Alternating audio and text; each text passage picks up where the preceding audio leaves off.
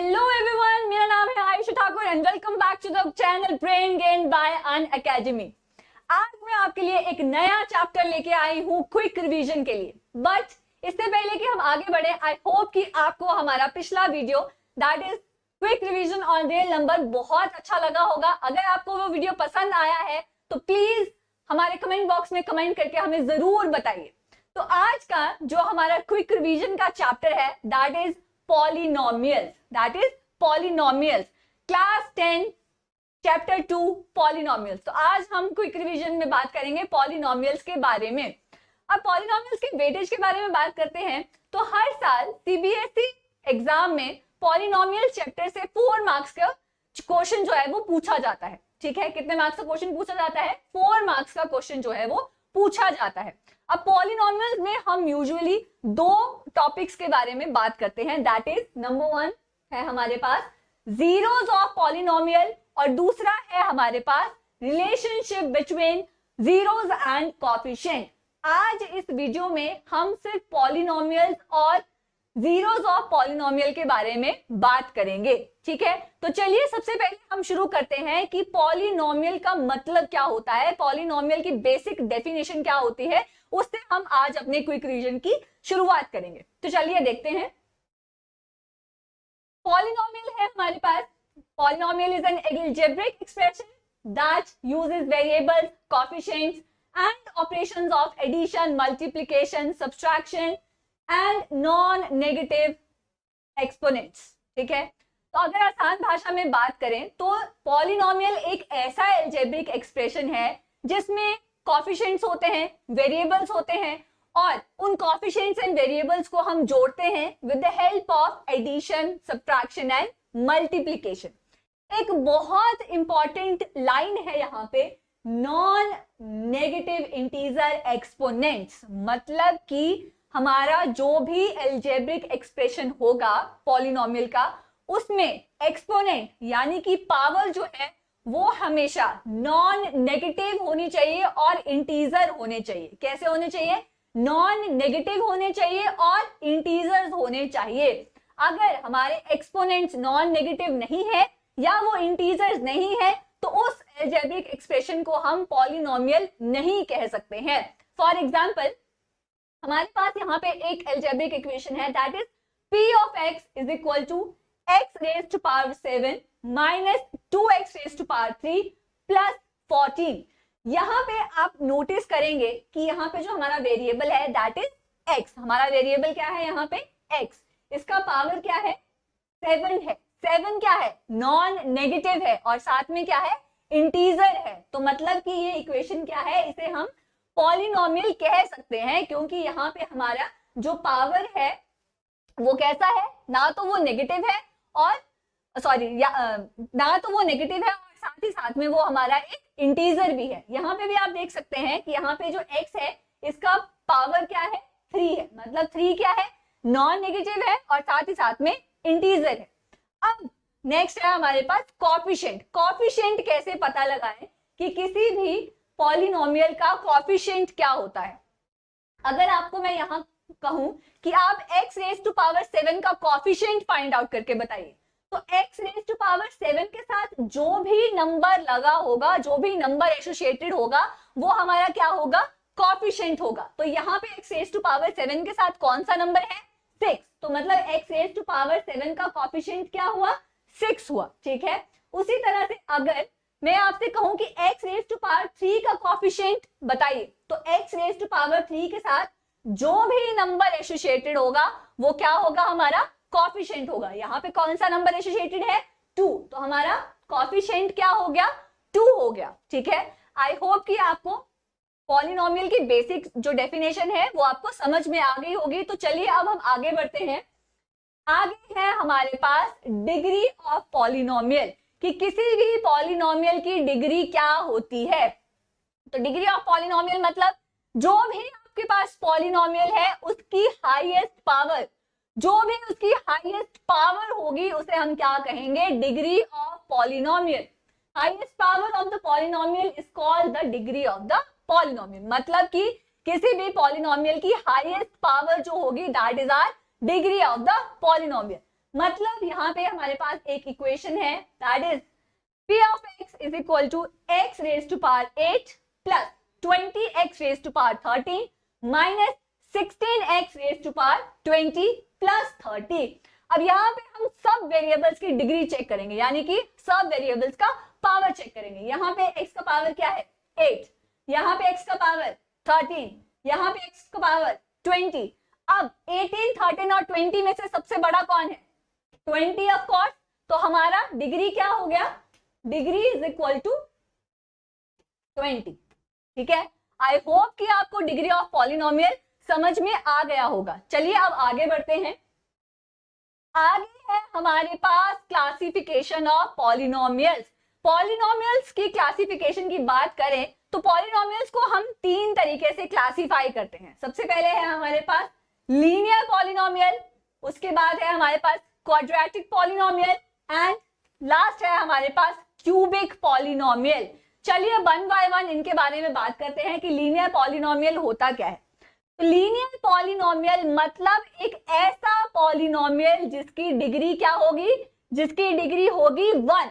ठीक है, linear polynomial मतलब एक ऐसा पॉलिनोमियल जिसकी डिग्री क्या होगी 1 होगी। जिसकी डिग्री 1 होगी उसे हम क्या कहेंगे, लीनियर पॉलिनोमियल। ठीक है, लीनियर पॉलिनोमियल की जनरल फॉर्म होती है, इसे जनरल फॉर्म में हम ax प्लस बी लिखते हैं। ठीक है, लीनियर पॉलिनोमियल की जनरल फॉर्म होती है ax प्लस बी। अब आगे बात करते हैं क्वाड्रेटिक पॉलिनोमियल की। अब आपको नाम से ही क्लियर हो गया होगा, लीनियर पॉलिनोमियल में अगर डिग्री 1 है तो क्वाड्रेटिक पॉलिनोमियल में डिग्री कितनी होगी 2। एक ऐसा पॉलिनोमियल जिसकी डिग्री क्या है 2 है, उसे हम क्या कहेंगे, क्वाड्रेटिक पॉलिनोमियल। मैं दोबारा से रिपीट कर रही हूं, क्वाड्रेटिक पॉलिनोमियल में डिग्री क्या होती है 2 होती है। अब इसकी जनरल फॉर्म की बात करें तो जनरल फॉर्म में हमारे पास होता है ax square plus bx plus c। ये है हमारे पास general form of quadratic polynomial. Last है हमारे पास क्यूबिक पॉलिनोमियल। बिल्कुल नाम से ही क्लियर है, लीनियर में 1, क्वाड्रेटिक में 2, तो क्यूबिक में कितनी डिग्री रहेगी 3। मतलब क्यूबिक पॉलिनोमियल जिसकी डिग्री क्या होगी 3 होगी, उसे हम कहेंगे क्यूबिक पॉलिनोमियल। इसकी जनरल फॉर्म की बात करें तो जनरल फॉर्म में हम क्यूबिक पॉलिनोमियल को ax cube plus bx square plus cx plus d की फॉर्म में लिखते हैं। यहाँ पे आप नोट कर सकते हैं, यहाँ पे जनरल फॉर्म में हमने क्या देखा, ax मतलब पावर कितना है यहाँ पे 1 है, तो ये क्या हुआ लीनियर पॉलिनोमियल। यहाँ पे general form ax raise to power कितना है 2, तो मतलब ये क्या हुआ क्वाड्रेटिक पॉलिनोमियल। यहाँ पे क्या है जनरल फॉर्म में ax रेज टू पावर 3 मतलब कौन सा पॉलिनोमियल हुआ हमारा, क्यूबिक पॉलिनोमियल। आई होप कि आपको अब क्लासिफिकेशन ऑफ पॉलिनोमियल पूरे तरीके से क्लियर हो चुका होगा। तो चलिए अब आगे बढ़ते हैं। हमारे पास है एक क्वेश्चन है आपके लिए। सबसे पहले तो आगे बढ़ने से पहले तो सबसे पहले हम इस क्वेश्चन को आंसर करेंगे। क्वेश्चन क्या है हमारे पास, out of the given expressions which of these are polynomial. आपको कुछ एक्सप्रेशंस दिए हैं यहाँ पे, एक्सप्रेशंस यानी कि कुछ इक्वेशंस दिए हैं आपको यहाँ पे, और आपको बताना है कि इनमें से कौन सी इक्वेशन जो है वो पॉलिनोमियल है। तो चलिए वन बाय वन हम इन सबको चेक करते हैं। सबसे पहले है हमारे पास 3 raise to power x upon y। क्या ये एक पॉलिनोमियल होगा? नहीं होगा। क्यों नहीं होगा? अगर आपको पॉलिनोमियल की डेफिनेशन याद होगी तो उस डेफिनेशन में हमने कहा था कि exponent should be non negative integer, और जहां तक मुझे याद है इंटीजर्स को हम p बाय क्यू की फॉर्म में नहीं लिखते हैं। यहाँ पे x और y क्या है p बाय क्यू की फॉर्म में है, बट इंटीजर्स तो p बाय क्यू की फॉर्म में नहीं होते हैं। तो मतलब दिस ऑप्शन इज रॉन्ग, ये हमारा पॉलिनोमियल नहीं है। नेक्स्ट है हमारे पास 7x प्लस 2। क्या है हमारे पास 7x प्लस 2। अभी तक तो ये हमें एक पॉलिनोमियल लग रहा है, क्योंकि यहाँ पे 7x है, x की पावर क्या है 1 है, नॉन नेगेटिव है, साथ में इंटीजर्स भी है। ठीक है, तो इसे हम पॉलिनोमियल कह सकते हैं। तो ये क्या हुआ हमारा, ये हमारा पॉलिनोमियल हुआ। 7x प्लस 2 क्या है, हमारा पॉलिनोमियल है। आगे बढ़ते हैं, आगे है हमारे पास 5x raise to power 8 minus 4x raise to power minus 6 minus 13। 5x raise to power 8, अभी तक तो ये सही है क्योंकि x की पावर क्या है, 8 है। 8 नॉन नेगेटिव भी है और साथ में इंटीजर भी है। बट यहाँ पे देखें 4x रेज टू पावर क्या है, माइनस 6। सबसे पहली बात हमारी गलत होगी, non negative, minus 6 non negative नहीं है, तो मतलब ये हमारा पॉलिनोमियल नहीं है। लास्ट देखते हैं 3 under root x minus x cube. यहाँ पे 3 under root x minus x cube, x की पावर 3 पॉजिटिव है, इंटीजर भी है, तो क्या ये हमारा पॉलिनोमियल हुआ। आप में से कुछ कहेंगे कि हाँ ये हमारा पॉलिनोमियल है, बट ये पॉलिनोमियल नहीं है। क्यों नहीं है, क्योंकि अंडर रूट एक्स को हम x रेज टू पावर 1/2 भी लिखते हैं। तो मैं आपको पहले ही कह चुकी हूं कि 1/2 जो है वो हमारा पॉलिनोमियल नहीं होता है, पॉलिनोमियल इंटीजर्स की फॉर्म में होते हैं और 1/2 हमारा इंटीजर नहीं है, इसलिए ये वाला ऑप्शन भी हमारा गलत है। तो मतलब यहाँ पे सिर्फ और सिर्फ पॉलिनोमियल कौन है, 7x प्लस 2, बाकी सारे हमारे गलत ऑप्शन है। ठीक है, अब जब आपको ये बातें क्लियर हो गई हैं तो चलिए अब नेक्स्ट टॉपिक की तरफ चलते हैं। नेक्स्ट टॉपिक है हमारा बहुत ही टॉपिक ऑफ पॉलिनोमियल। इस टॉपिक से हर बार सीबीएसई के एग्जाम्स में क्वेश्चन पूछा ही जाता है और हमारा टॉपिक क्या है, जीरोस ऑफ पॉलिनोमियल। तो चलिए समझते हैं कि जीरोस ऑफ पॉलिनोमियल होते क्या है। यहाँ पे हमारे पास एक डेफिनेशन है, if the value of p of y at y is equal to k is 0, that is p of k is equal to 0, then y is equal to k will be the zeros of polynomial of p of y। बहुत ही कुछ complicated जैसा लिखा हुआ है, जो मतलब आपको मैं बहुत आसान भाषा में समझाऊंगी। ठीक है, जीरोस ऑफ पॉलिनोमियल का मतलब होता है अगर हमारे पास कोई एल्जेब्रिक एक्सप्रेशन है उसमें हम वेरिएबल की क्या वैल्यू पुट करें कि सारा का सारा एल्जेब्रिक एक्सप्रेशन जो है वो हमारे पास जीरो हो जाए। क्या हो जाए, जीरो हो जाए। मैं दोबारा से रिपीट कर रही हूं कि जीरो ऑफ पॉलिनोमियल क्या होता है, हमारे पास अगर कोई एल्जेब्रिक एक्सप्रेशन है तो उसमें वेरिएबल की क्या वैल्यू पुट करें कि सारा का सारा एल्जेब्रिक एक्सप्रेशन हमारे पास जीरो हो जाए। ठीक है, फॉर एग्जाम्पल हमारे पास ये एल्जेब्रिक एक्सप्रेशन है that is 3x square minus 3। क्या है हमारे पास, 3x स्क्वायर माइनस 3। अब मैंने क्या कहा, जीरो पॉलिनोमियल क्या होता है कि वेरिएबल की वैल्यू क्या पुट करें कि ये पूरा का पूरा इक्वेशन जो है वो क्या हो जाए, जीरो के बराबर हो जाए। तो चलिए देखते हैं कि क्या वैल्यू पुट करेंगे। सबसे पहले आप लेके चलिए let x is equal to 1, मतलब सबसे पहले हम x की वैल्यू क्या पुट करेंगे, 1 पुट करेंगे। तो हमारे पास आ गया p of 1 is equal to 3। x की वैल्यू क्या पुट करेंगे, 1 पुट करेंगे, 1 रेज टू पावर 2 माइनस 3। अब 1 raise to power 2 is always 1, तो हमारे पास क्या आ गया, 3 माइनस 3 आ गया हमारे पास। अब 3 माइनस 3 मतलब p ऑफ 1 की वैल्यू क्या आ गई, 0 आ गई। क्या हमें यही चाहिए था, ऑफ कोर्स हमें यही चाहिए था। यहाँ पे मतलब इस इक्वेशन में अगर हम 1 पुट करेंगे तो ये पूरा का पूरा इक्वेशन जो है वो किसके बराबर हो जाएगा, 0 के बराबर हो जाएगा। मतलब इस इक्वेशन के लिए जीरो ऑफ पॉलिनोमियल क्या है, 1 है। क्या है, जीरो ऑफ पॉलिनोमियल 1 है। चलिए आगे बढ़ते हैं। अब आगे बात करते हैं how to find the zeros of polynomial.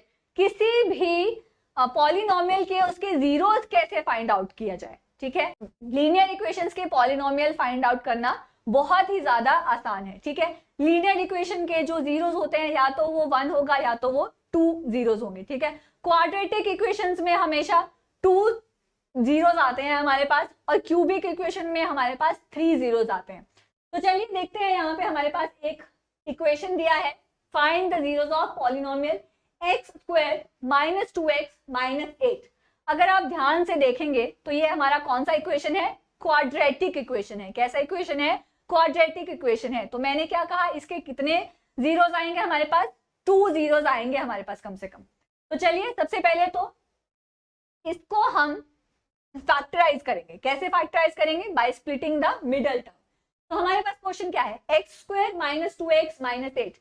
अब मिडल टर्म कैसे स्प्लिट करते हैं हम? तो हम फोकस करेंगे 2 के ऊपर और 8 के ऊपर। मतलब कि by splitting the middle term कह रहे हैं, तो मतलब मिडल में हमारे पास कुछ ऐसे नंबर आने चाहिए जिसको अगर मल्टीप्लाई करें तो मल्टीप्लाई करके 8 आ जाए, और जिसको अगर हम माइनस करें तो हमारे पास क्या आ जाए? 2 आ जाए। मैं फिर से रिपीट कर रही हूँ कि मिडल टर्म कैसे स्प्लिट करेंगे। मिडल में हम ये देखेंगे कि कुछ ऐसे टर्म्स आने चाहिए हमारे पास, कुछ ऐसे नंबर्स आने चाहिए जिनको अगर मल्टीप्लाई करें तो हमारे पास क्या आ जाए? 8 आ जाए, और जिनको अगर हम माइनस करें तो क्या आ जाए? 2 आ जाए। तो चलिए देखते हैं ऐसे नंबर्स कौन कौन से हैं हमारे पास। X square minus 4x plus 2x minus 8। अब देखिए मिडल में कौन कौन से टर्म्स आए हमारे पास? 4 और 2 आया। अब 4 और 2 को एक दूसरे के साथ मल्टीप्लाई करेंगे तो क्या आएगा? 8 आएगा, और माइनस 4 प्लस 2 करेंगे तो क्या आएगा हमारे पास? माइनस 2 आएगा। तो हमारे पास क्या आ गया? X square minus 4x plus 2x minus 8। अब यहां से x को कॉमन ले लेते हैं तो हमारे पास क्या आ गया? x ब्रैकेट में x माइनस 4 आ गया। अब इस x माइनस 4 को हम एज इट इज यहाँ पे लिख देंगे, और यहाँ पे क्या बचा हमारे पास? 2। ठीक है, तो ये हमारे पास क्या बन गया इसके factor? x minus 4 and x plus 2। अब ये जो हमारे पास दो फैक्टर आए हैं इनको हम जीरो के साथ इक्वेट कर देंगे। क्या कर देंगे? जीरो के साथ इक्वेट कर देंगे। जीरो के साथ इक्वेट करने का मतलब x minus 4 is equal to 0, comma x plus 2 is equal to 0। अब x minus 4 is equal to 0 से हमारे पास x की वैल्यू क्या आ गई? x इज इक्वल टू 4, और x plus 2 is equal to 0 से हमारे पास x की वैल्यू क्या आ गई? x is equal to minus 2। मतलब कि इस इक्वेशन के हमारे पास दो जीरोस आए हैं, that is x is equal to 4 and x is equal to minus 2। इसका मतलब ये हुआ कि अगर इस इक्वेशन में हम x की वैल्यू या 4 पुट करेंगे या फिर अगर माइनस 2 पुट करेंगे तो ये सारी की सारी इक्वेशन किसके बराबर हो जाएगी? 0 के बराबर हो जाएगी। आई होप कि आपको ये पता चल गया होगा कि हम जीरोस कैसे फाइंड आउट करते हैं। आज के लिए हमारा टॉपिक यहीं खत्म होता है।